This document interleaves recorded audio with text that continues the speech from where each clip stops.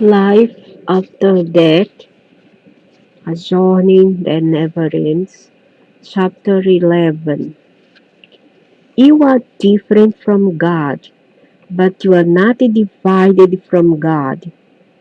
That is why you can never die. Yeah, but it doesn't explain that the party of ice which does not die is not what we are. It's something else. It's not the body, but the body dies. And so does our identity as a human. Now, let me return, please, to something else. You said earlier that you would describe some basic spiritual principles of life that would make it easier for us to understand life itself and death. And while you've since touched on several, is there any one single basic life principle that could just throw open wide the door deeper understanding in one moment? Yes, and this is the 60 remembrance. You and God are one. There is no separation between you.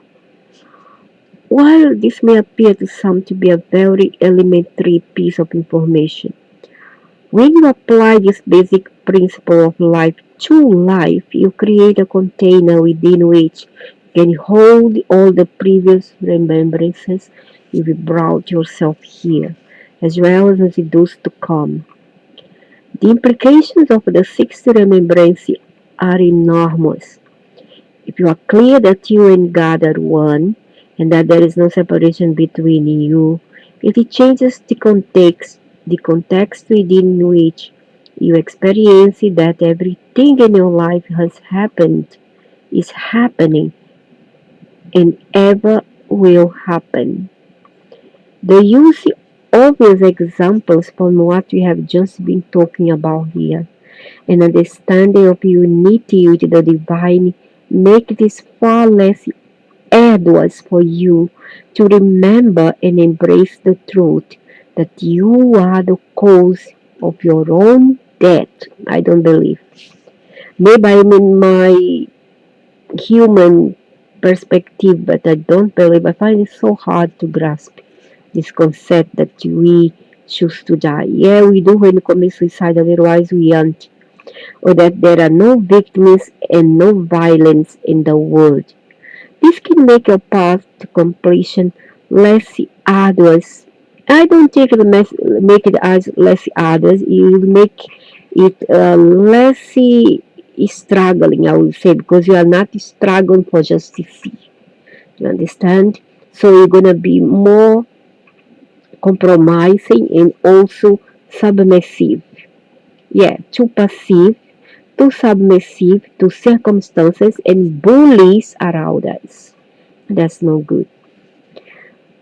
So this can make your path to completion less arduous and your death more peaceful. Oh, great. So now I got that in order for us to have a more peaceful and accepting death, we have to sold, sell ourselves to the devils and do as they please, become like a packet of trash to be thrown about here and there. How convenient for these beings to make things so simple like that when in reality it shouldn't be. So,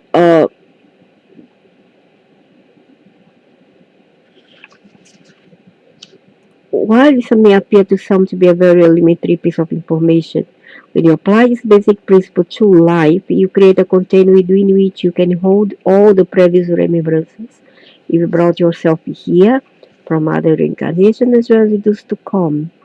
The implications of the 60 remembrance are enormous.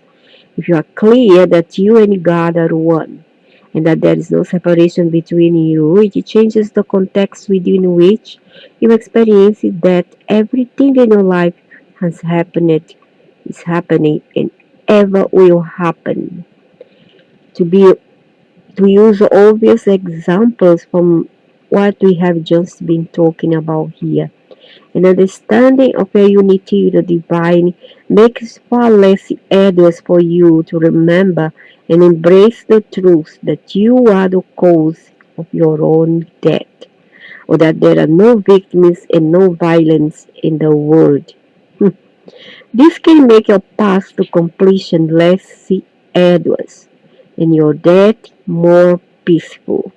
You're gonna die like the fool of the court. To me, those are the fool, the brainwashed ones. Now, obviously, the individual that is you does not represent the totality of God. Yet, you have all the characteristics, all of the aspects, all of the elements of divinity within you. God is you, pretty large. Indeed, God is everything. There is nothing that is not God. I've often heard the analogy that I am to God as a wave is to the ocean. The same stuff, exactly just smaller in size. That analogy has indeed been used many times and is not inappropriate. So now let us define this ocean. Let us propose here that God is the creator. Very few people who believe in a God at all have an argument with that. If it is true that God is the creator, this means that you too are a creator. God creates all of life, and you create all of your life, our individual life. It's that simple.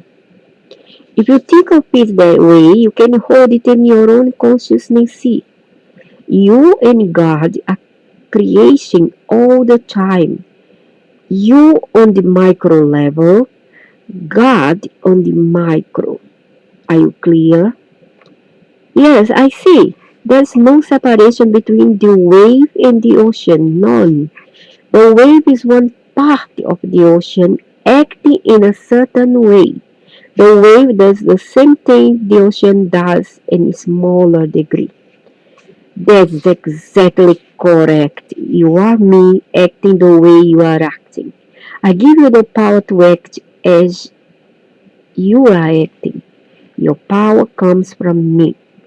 Without the ocean, the wave does not have the power to be a wave. Without me, you do not have the power to be you. And without you, my power is not made manifest. Your joy is to make me manifest. The joy of humanity is to manifest God. Now, there is a statement. Here's another. Life is God made physical. What is important to understand is that there is no single way in which life makes God physical. Some waves are small, barely a ripple, while other waves are huge, thunderous in their sweep. Yet, whether minuscule or monstrous, there is always a wave. There is no time when there is not a wave on the ocean. And while every wave is different, not a single one is divided from the ocean itself. Difference does not mean division. Those words are not interchangeable. You are different from God, but you are not divided from God. The fact that you are not divided from God is why you can never die. The wave lands on the beach, but it does not cease to be. It merely changes form, descending back into the ocean. The ocean does not get smaller every time a wave hits the sand. Indeed, the incoming wave demonstrates and therefore reveals the ocean's majesty. Then, by receding into the ocean, it restores the ocean's glory. The presence of the wave is evidence of the existence of the ocean. Your presence is evidence of the existence of God. I should tack that to my refrigerator.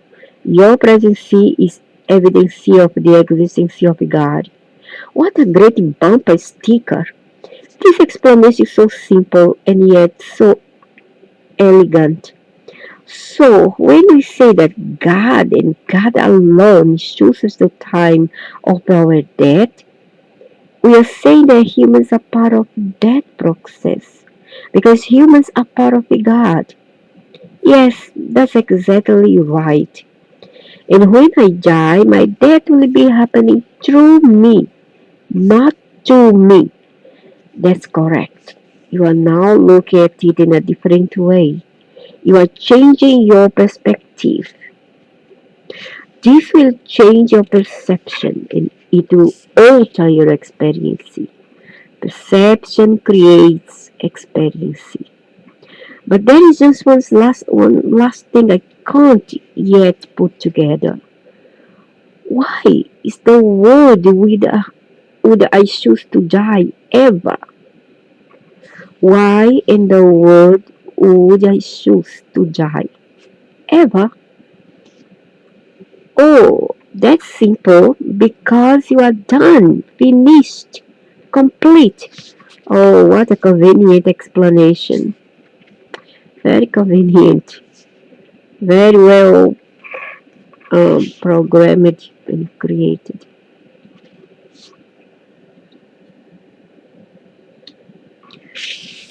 Chapter 12. There are those who say that seeing is believing. I am telling you that believing is seeing. I like to see to believe. I don't like to believe to see. Believe to see is paranoia and is brainwashing of reality. But to me, see to believe is reality. Is more like something like is very obvious and is more filled with lucidity. It's more lucid. Well, okay, we kind of circled back again, and I'm understanding you to say that I came here with something I have to do, and that when I do what I came to do, I'm finished and ready to leave. It's not something you have to do, it's something you choose to experience. Now another brainwashing tactic. If you and God are one, you don't have to do anything. Every decision emerges from free will. Okay, don't do anything. Just don't eat.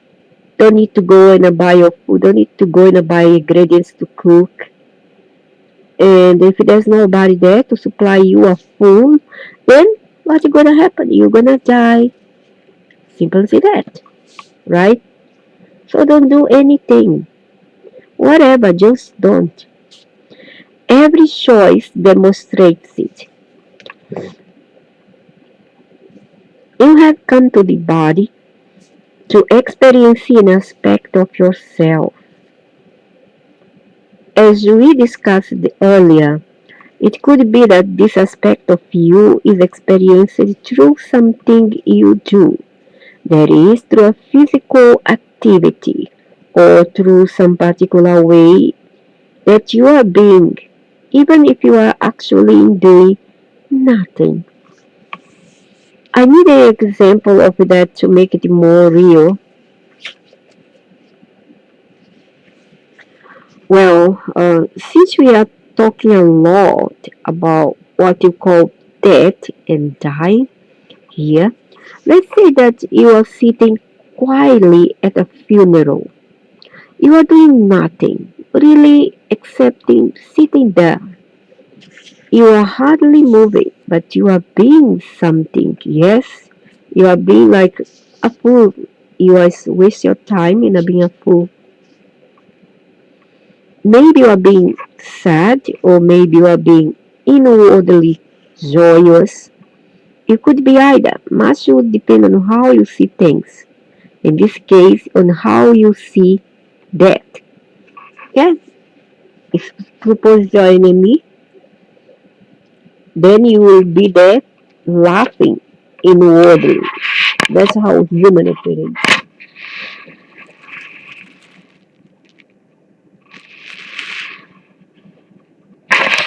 Not everybody though, but I mean the majority. Or maybe you are being worldly joyous. You could be either. Much will depend on how you see things, in this case on how you see death. My perspective will create my perception. Yes, and this is the way you create what you are being. And sorry, if you are being sad, it's because of the way you are looking at things. And if you are being inwardly joyous at that funeral, it's for exactly the same reason. And how you are looking at the things is a choice you make. It's a free will choice that defines who you are and who you wish to be and how you wish to experience yourself. You can change your perspective in any situation by changing your mind about how you want to look at it.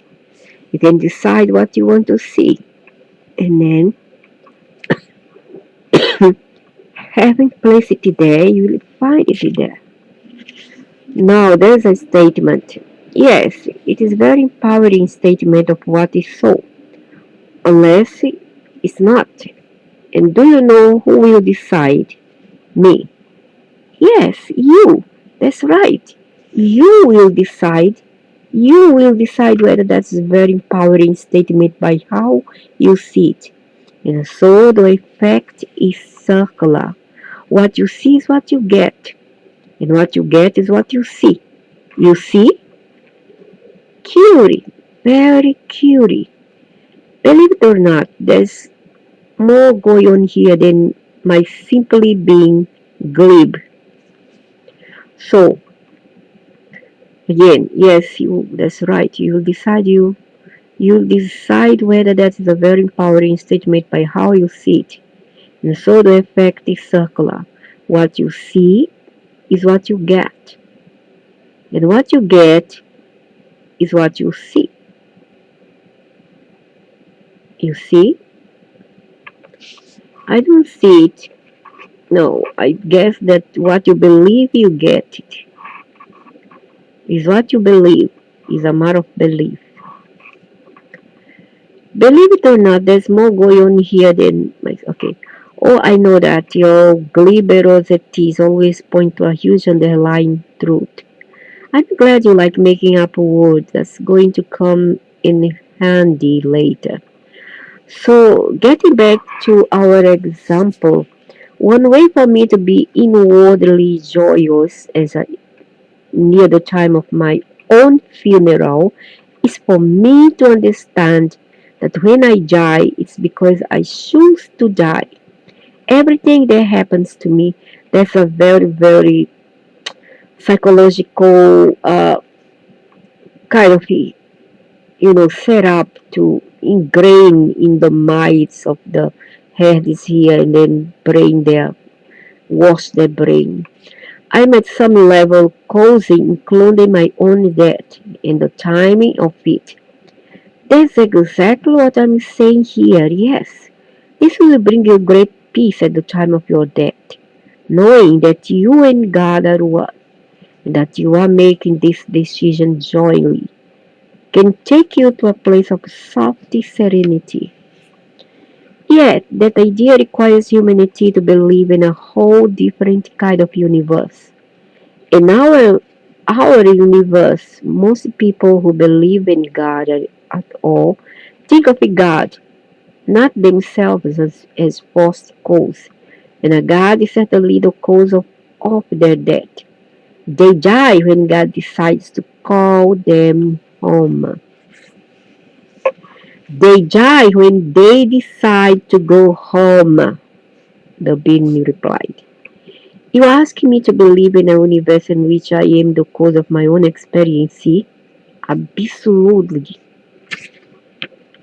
That's the universe in which you live. It doesn't appear that way, and it will not appear that way until you change your perspective. Nothing will appear that you cannot see. I see that it's a matter here of yeah, it's a matter of schizophrenia perception. You see, it's all about delusions. It's all about believe to see. It's not see to believe, but believe to see. It's a mix of paranoias, obsessions, schizophrenia. Imagine it will not appear that way until you change your perspective. So I have to alter my perspective and I become deluded in order to accept this notion. Nothing will appear that you cannot see. It's hard to grasp. Well, there's wisdom for you. More wisdom than you know. There are those who say that seeing is believing. I'm telling you that believing is seeing. I say that believing is seeing, not see is believing, not the other way around. Not believe to see. However, most people here believe to see. They don't see to believe, and I like to see to believe. I love that new twist on that old aphorism. And this too, you have said before. And I will say it again and you get it. Okay, so no one dies before his time. You've said it over and over here, so I guess I have to either accept this or reject the entire notion. I'm going to accept things as true, even though it is difficult for me to do so. Me too. Very, very hard. I smell I read somewhere a kind of mind game, something like that. My inner feeling tells me the alien mind trap. Tell me, why that's so difficult? I guess I've still been clinging to the notion. Look, I've heard all that you just said, but I guess there's a part of me that's still clinging to the notion that things happen to us that we do not want to have happen. That stuff happens that we do not create within ourselves, yes, and not on the conscious level at least. But I get now that nothing happens by chance, and so no dies and she does not choose to die. There's no such thing as not choosing. Everything is chosen. No is in part imposed by you, and then you make it as if it were chosen by eyes. Is imposed by you through eyes. Alright? Imposed by you through eyes. Imposed. Imposed.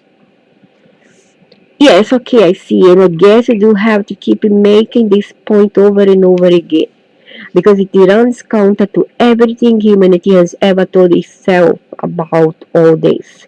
And I have to tell you something. Just as I am writing this, just as we are engaged in this very specific part of what I expect to be a very long conversation, life itself is contriving to make me more and more clear that what you are saying is true. Nothing happens by chance. I mean, my life itself, my everyday life, is convincing me of this and is doing so at this very moment. Tell me about that. Oh, so the people caught in a war, having their whole house being burned by bombs, their relative die in a very senseless way. Also is doing that because they wanted that to happen to them. Oh, Rapis, agora play caçava. Tell me about that. Can it possibly be by chance that just as we having the exact exchange above, I took a short break from my writing and for a change of pace, decided to open my mailbox only to find a letter from a reader. The letter writer, Jack Patterson, whose name I've changed to protect this person's identity, wrote to me saying that she has just lost her fiancé 2 months ago from a massive heart attack. She was devastated. Oh my God, so dramatic. Especially since her fiancé had always been healthy. He always passed his checkups with a clean bill of health. She mentioned the Conversations with God books in which she reads that we choose our earthly life situations. So she wonders, how is she choosing this situation for herself? Only she can know if it's immediate she will say that she did. Otherwise she will be clever and know that she didn't. Was a part of her former fancy model of life. Did you reply to that letter? I sure did, after I got over being completely flabbergasted that it would just show up at this exact moment. I did my best to answer the question. I based my reply on the very conversation you're having right now. Well, let's see how you did. Let's see what you wrote. This is my reply. My dear Jackie, please hear me at the depths of your soul when I tell you how sorry I am that this has occurred in your life. I do not want to give you any answers here that make it all sound so simple and make you wonder why any of this should be a problem. Jackie, this is a problem and a huge sadness, and you have every right to feel the way you are feeling, which is angry and sad and confused and frustrated and searching for answers. The first thing that I want to advise is that you allow yourself to have all the feelings that you are having without trying at any level to control or regulate or limit or restrict them. Just have your feelings and let them be what they are what they are from moment to moment. It's remarkable that you should present me with this question today because I'm just now bringing through my next CWG dialogue book called Home God in Our Life That Never Ends. And in that book, I was just now exploring this idea of the soul choosing when it is going to leave the body and return home. There's no such thing as returning home, no such thing. And yes, it's true that in the latest CWG book, as in all the others, God is telling us that nobody dies at a time or in a way that is not of his or her own choosing. Yet, God also makes it clear that this may not be a conscious choice but may have been chosen at a level of awareness to which only the soul has access. If this is the case, it would mean that your fiancé did not choose at a conscious level to die when he died. At that level, his death may have been as much a surprise to him as it was to you. I suspect that it was. I do not believe that your fiancé consciously chose to leave you. Sure he did not. Who want to have a heart attack and die? Nobody. It's true. Who want to have an accident and die? Nobody. It's true in my awareness see that sometimes the soul chooses things at the that the soul, not the ego, at the subconscious or superconscious level that you did never choose at the conscious level. It does this in order to fulfill its larger agenda. Dying nearly always falls into this category. Very few people choose to die when, in a way, and how they do, consciously. I believe that Christ did. I believe that the Buddha did. I believe that the other souls have done so. But I believe that this circumstance is very rare. Try therefore not to be too angry with your fiancé, but rather allow yourself to direct your anger toward the circumstance that took him away from you, just as you were really begin to enjoy your life together. I deeply understand and appreciate how devastated you are. It is a said you have a right to be. It's not his fault, Moro, not the dead guy fault. In terms of understanding all that has happened, however, I believe that it's possible that one of the goals of the soul of your fiancé was to experience itself in perfect union and wonderful relationship after many attempts in his lifetime, and many attempts in previous lifetimes as well. I believe that your fiancé was a gift to you and that you were an even more extraordinary gift to him. You were what he too had been searching for.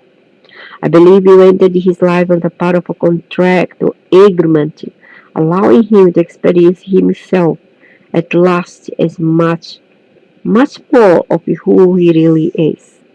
I believe that he felt more himself with you than with anyone else he was ever with. Not only this lifetime, but perhaps in many, many lifetimes. This may all be a little hard to take, Jackie, on a human level, so I am going to ask you to see if you can jump into a very high spiritual level to understand what I'm going to say next. I believe it is possible that your fiancé died of happiness. You are right, Jackie. He never did have a seriously ill day in his life. He was in good condition. He did have his checkups regularly, etc. And there was no earthly reason for him to die so suddenly. There may, however, have been a spiritual reason. He may quite simply have finally finished his earthly agenda with your help, with the assistance of you, the friendly soul, with the specific intention of providing him that last existence so that he could return home and then move forward with his evolution. You showed this wonderful man, Jackie, just how wonderful relationship could be, and just how wonderful he could be inside a relationship. As I said, Jackie, I believe that your relationship created a context within which he could have an experience of himself unlike any he had ever had before. I will go further. I'm willing to bet that he actually told you this. I'm sitting here believing that he actually said this to you in so many words that he never experienced it himself before the way he experienced himself with you. And so Jackie, your fiancé left his body suddenly, gloriously celebrating what he had found and what he had finally experienced of himself, the fullness of who he is. The great sadness that you are being asked to bear is all part of the enormous, unspeakably wonderful, and spiritually generous gift that you have been invited by life to give this very special other, which is really just another part of you, so that you also may know who you really are. For your fiancé gave you a treasure as well. CWG says all true benefits are mutual, which is the knowledge that you are capable of giving, receiving, and experiencing a wondrous love in human form. Something that you had seriously begun to doubt before he came along. His intentions then was to give you back to yourself, and this he did. The sole divine purpose for your relationship has been served and was completed in divine form with divine timing. The beginning of your relationship in this form was by divine time, as I am sure you know because I believe you both talked about this open. And the ending of your relationship in this form was actually equally by divine timing, although I know it's very difficult to see or experience this right now. I believe that you may be preparing to set an even larger agenda in the years ahead. using this experience to bring help and healing to others who find themselves in many different life situations, each of which will be challenging to them at a spiritual level. I believe that you may be preparing to move forward in the joy of giving people back to themselves. So, of these others whom you will encounter may be people who have lost their belief in love, who think that the right and perfect relationship is simply not possible or open to them, and who think they would be better to just forget the whole idea as a great hoax of the universe. And it is a great hoax. Love, romance is all a great hoax. You will be able to tell them differently and encourage them to remain open, always to the possibility of the fools, the hoax. This world this world is full of fools, and then books like this one just kind of perpetuate the foolishness. That there's something as love, romance, internal love between a man and a woman. Well, that was long time ago, but not anymore. Maybe the time of my grandmother and grandfather, yes. They they were married as a teen and died together in an old age. They were a half part of the same soul. That was my grandparents. But nowadays we don't have all that. It's very difficult for you to meet your other half in this planet. It's difficult. Some of these others may be people who find themselves in sudden bereavement, who do not understand and cannot see the perfection in the moment at hand, but only experience the loss of the pain, and who may even believe that they simply cannot go on.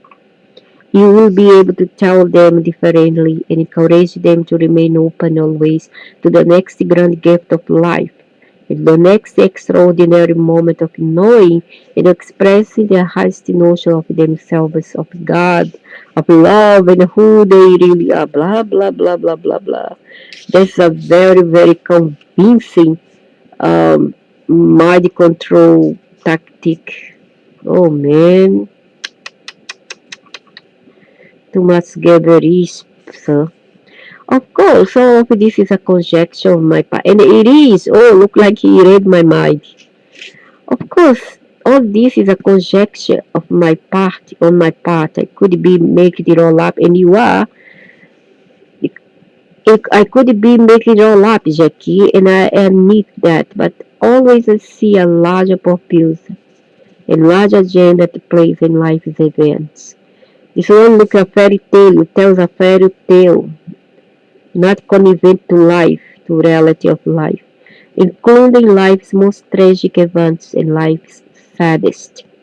I believe that at the end of our lives in our present physical form, all of this will become instantly and joyously clear to us, and I will rejoice and I'll be glad in the perfect symmetry of it all. No, you won't. No, you won't. You won't. You will be destroyed by laser. Bye bye. Bye bye. Forever. Only some part of you will be recycled, will be um, taken. I also believe, Jackie, that your relationship with your fiancé can never end, that he is able to be there with you at any time you wish to call on this love and his spiritual energy to help you as you continue your journey, even as he continues his. Blah, blah, blah, blah. I believe that your journeys will always be together, even as they have been together for eons past. This is not the first time the two of you have been together in physical form. How do you know that, sir? How do you know? Are you making up as you go along? And this too is something that I believe you both recognize it and understood. No, my dear Jackie, it would really be the last. Indeed, your relationship never ends ever. is ongoing even now, even this moment. For who do you think it is that brings you these words? Do you imagine it is me? Yes, you. Or could it be some other speaking through me, bringing the message to you? Yeah, another one who likes to deceive people. There's no such thing as talk to the dead, especially after 2 years after their demise. Do you believe that such a thing is possible, Jackie? No. Because you see, I do. Yeah, you can see people like you like to make up story and be very inventive. I will not even say creative, but inventive. Do not seek to not be sad, Jackie, during this time of loss. Sadness is one of the hardest way of honoring another. So too is happiness. Honor the soul of your beloved Jackie by feeling your sadness fully now. And I will honor the soul of your beloved Jackie by feeling your happiness fully too when the day and time for that comes, as surely it will. As we wait that day, my wish for you is to find peace for your soul, Jackie. May the peace that passeth all understanding be with you and abide with you both now and even forevermore. I throw my love to you on wings of prayer. Ay, so much nonsense. I don't believe in all that. Chapter 13. Objective observation is impossible. Nothing which is observed is unaffected by the observer. Why 13 suddenly? I finished the tense, right? How come I don't believe it is 13? Oh yeah, correct. Wow.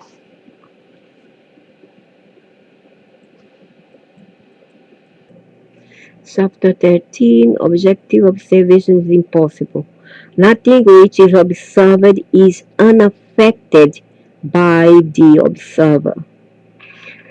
I see that you have deeply internalized what you have remembered. You understand it clearly now. Thanks to you, I think I do. I think I have finally grasped and really understood the truth. Your truth, your truth, and his truth, and not the absolute truth. Huh? For this is objective. Be careful, you mean your truth, right? The truth does not exist as an objective reality. Oh, I'm glad and honest that you at least have the presence of mind to tell the truth. What's the absolute truth that there's no such thing as the truth, as you said, but it's all an objective truth. Perspective creates perception, and perception creates experience. The experience that perception creates for you is what you call truth. Your truth is what you actually experience. Everything else is what someone else has experienced and has told you about. This has nothing to do with you. There's no such thing as objective reality. No, objective reality is an oxymoron. I say that nothing is as it appears. I'm saying just the opposite. Everything is as it appears. And appearances are based on perceptions, yeah, and judgments. And perceptions are based on perspectives. And perspectives are not objective. They are subjective. They are not something that you experience. They are something that you choose. You just said this in a moment ago. It was hard for me then. It is hard for me now. I choose to have the perspective that I have. You do indeed. That's the process by which you create. That's very difficult for me to believe. Then you will not believe it. With the result that You will not experience it. So if I don't believe that I choose to have any perspective that I wish, then I cannot have any perspective that I wish. Just so. Because that is my perspective. Because that is your perspective. And that will change your perceptions, which will change your experience, and your experience will reinforce your perspective. But I could argue that I did not choose that perception is simply what I observe objectively. It is what you observe given your perspective. You observe nothing objectively. Objective observation is impossible. Another oxymoron. Objective observation is an oxymoron. Yes, nothing that's observed is unaffected by the observer. I'm sure that sounds like a lot of new age spiritual gobbledygooky to many people. That's interesting because it's pure science. Science is elementary quantum physics. Read any book on quantum mechanics. So you say that I affect what I see by the very way that I look at it, or whether you look at it at all. That's exactly what I'm saying. That's precisely the case. Well, we certainly gotten off the track here. We've gotten in the marshy land of perception theory and quantum physics.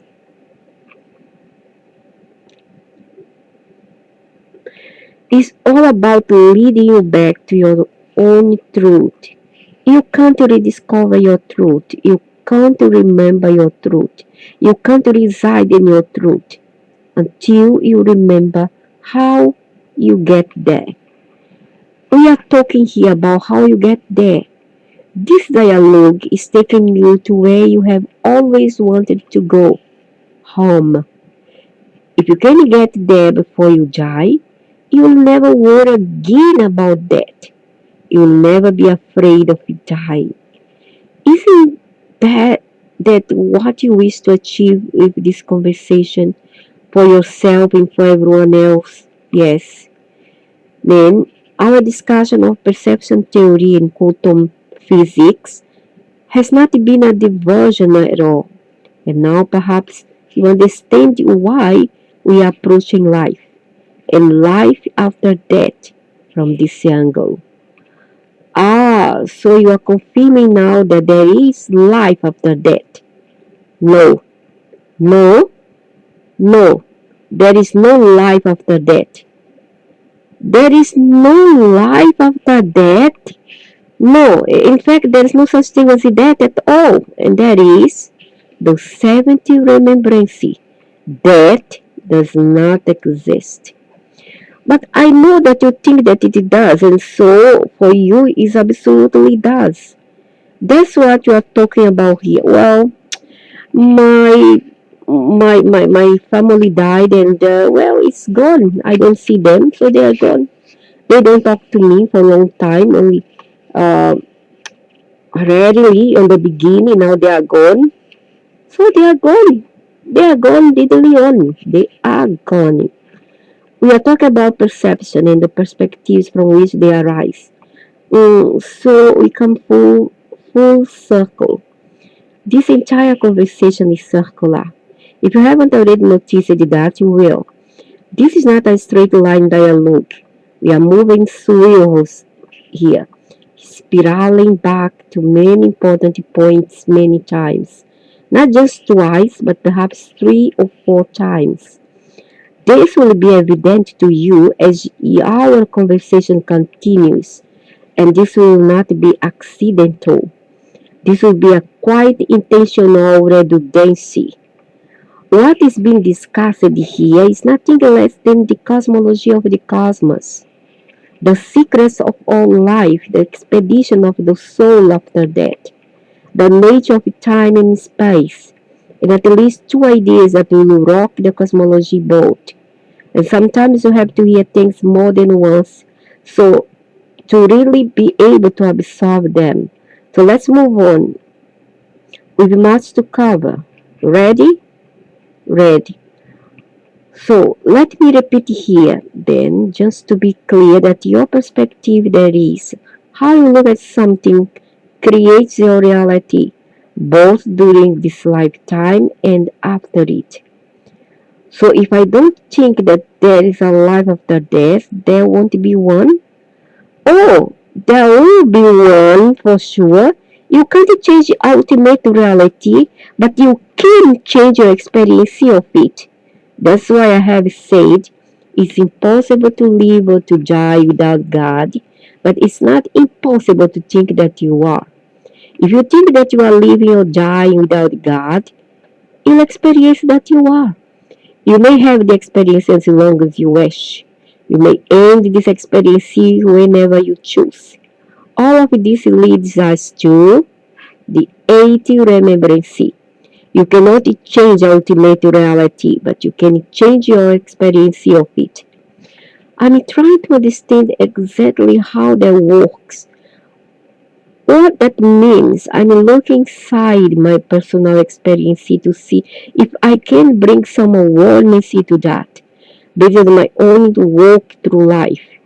Good, that's a very good process. That's a wonderful way to begin. Just don't ever let yourself get stuck there. What does that mean? It means always keep your mind open to things that you may not have personally experienced. Means always keep your mind open to things that you may not have personally experienced. Okay, I've got my mind open. In this case, let's go back to something that you can pull up from your own memory. Talk about taking something from your own walking through life. Did you ever find yourself out walking when suddenly it began to rain? Of course, more than once. Good. Now, did you experience that moment, the reality of the rain, as in annoyance, in a bother, or as a wonder and a delight? Well, I can remember actually experiencing both. I mean, I remember one time that this happened when I absolutely experienced it as a bother. I was furious that it had started to rain. I ran for cover as fast as I could, but it was no use. I got soaked. Another time I remember walking with a young lady friend of mine on a summer day and the sky opened. We were in a parking lot with lots of space and the young woman abruptly tore her clothes off and began dancing in the rain. She was dancing, hopping, jumping for joy, and was standing there dumbfounded, my socked head of hair falling in streaks across my forehead. She laughed at me and me to join her, so I did. And we danced around the parking lot for almost 5 minutes before the police came. The officer was very nice. It was a woman, actually. And she simply asked us to put our clothes back on because she did not want to have to arrest us for indecent exposure or becoming a public nuisance.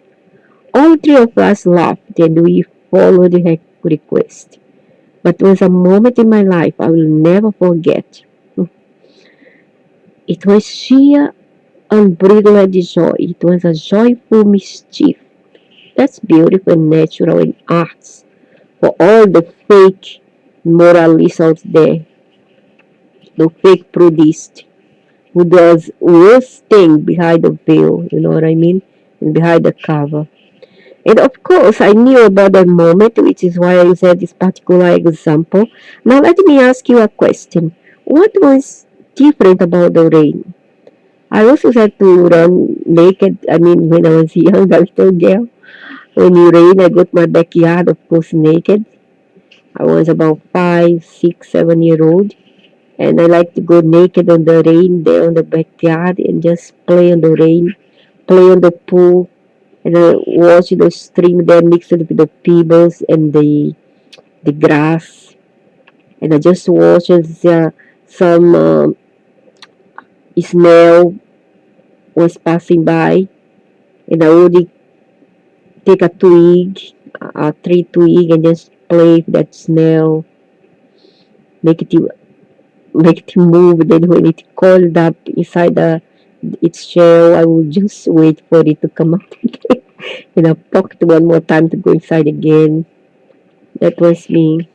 Until I get a terrible flu later on, and I bothered my mother.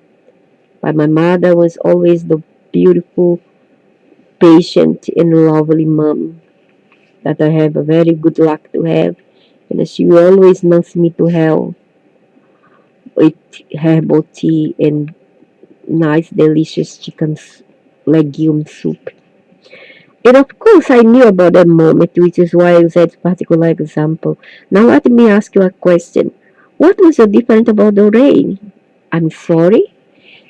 And what way was the rain in the first incident different from the rain in the second? Was it wet? Was it raining harder? Were the water drops colder or bigger? No, everything was just about the same actually. It was no more stormy or furious during the first rain than it was during the second. Both were just nice summer showers. So, what was the difference in the two experiences? The way I look at them, my perspective.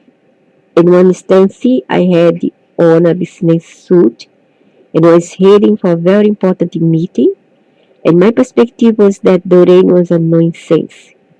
More than a nonsense, it was an intrusion on my plan. It was an obstacle in my way, yeah. In the other instance, I was dressed quite casually and had no specific time that I needed to be anywhere. It looked like the rain could be fun. Yes, and who created those perspectives? I did, of course. You could have decided that the business meeting wasn't that important, or that your showing up a little messy would be completely understood and it wouldn't matter. Yes, you could have seen it their way. Yes, yes. So now, think of the rain as an ultimate reality. You couldn't change the fact that it was raining, or means after this you're gonna go through a lot of bad experiences. So be prepared. So what it tries to say here that your perspective to it will will make a very big difference, and I think I'm ready for it because I'm adventurous and I love adventurous, and I'm not afraid. I just move on, and I know how to do it. I will know how to use the quantum mechanics to change, to alter my thinking in a blink of an eye, and it will for all of us, wanting us or not. Okay, so what makes give us nightmare after that is our perspective actually. So now think of the rain as ultimate reality. You couldn't change the fact that it was raining, but you could change your experience of the rain by changing the way you looked at it. You couldn't change ultimate reality, but you could experience the ultimate reality in a way that you wished. This is the biggest secret of life. Correct. This means be happy even when uh, you have all the ingredients around you to be miserable. And that's how I spice up my life. My life is something that is not for everybody. But even as I'm alone, I battle alone. All my troubles, my difficulties. However, I try to spice it up. And when I say spice it up for the dirty-minded people there, it's nothing to do with nonsense things. If the bullshit thing, the private things, perverted things, no.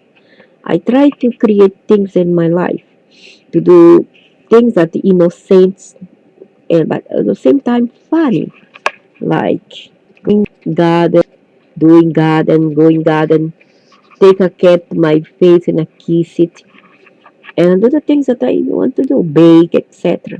Okay, that's the thing that gives me joy to life. And also, I love to tidy up mess and to order the place, make the things organized. All right, so it make me happy. It spices up my life. I spice up my life this way, but it isn't always so easy. Yeah, correct. It isn't always so easy. Correct, correct. There is time when we are really down with all our problems and obstacles. It is always so easy. But if I change the way I look at certain things, then all the drama would go away. Ah, now we are getting to it. For instance, see, the 70 remembrance, see, that does not exist. Gosh, if humanity as a whole actually embraced that as its truth, where would all the drama be? How could we get angry or be sad or mourn the loss of our loved ones? What would the Italians do? That is very funny. Do you think Italians will think so? Of course they will. They will laugh the loudest. Okay, but seriously, I mean, really, can this be true? It's one thing to say that there is life after death, but it's another thing to say that death itself does not exist. No, does not exist. That's why he said, you know, but he want to undo it, but he still say death does not exist. You said something enormously important here. You make it sound as if it is something new. It's just about every place I've ever been coached. No matter what religion, no matter what culture, no matter what time period or context, I've been correctly described as declaring that death does not exist. No, in the way that most of you think of it. Yeah, but the body dies. There's no question about it. You cannot lie about it. It is as the end of all life. There's no such thing as the end of life. So death as a human experience does not exist. Does exist. So death as a human experience, the body does exist.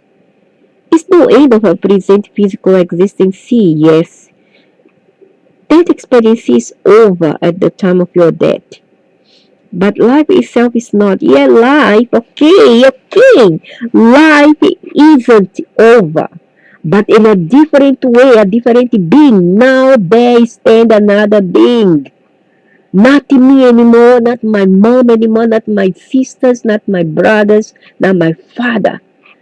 They're going to be a different being standing there. And even you dealing with them, they're going to be another entity. That's not your father. That's not your mother. That's not your sister. That's you. That's what I try to say here. If you have a belief in God, you must have a belief in eternal life. Because the gods of all religions declare it. What if I don't believe in God? That may change what you experience, but it will not change what is so. What you experience is what you believe. And what you believe depends on your perspective. There is no set way. That's it. That's it. There is no one thing that occurs with everyone. There are set things that occur, but you may not know they are occurring. This starts to become very confusing. Sorry, but the truth is that at the moment of death, you will experience what you believe, and your belief will be based on what you perceive, and your perception will be based on your perspective. And is there no chance for my perception to change? Absolutely there is, since your life before death. Your perception can change in your life after death. What could or would cause that a change in your perspective. See things a new way. See things a new way. But what could cause that? See things a new way. A lot of things, including your decision in the moments after your death. See, look at that. Look at what this next thing here. A lot of things, including your decision in the moments after your death.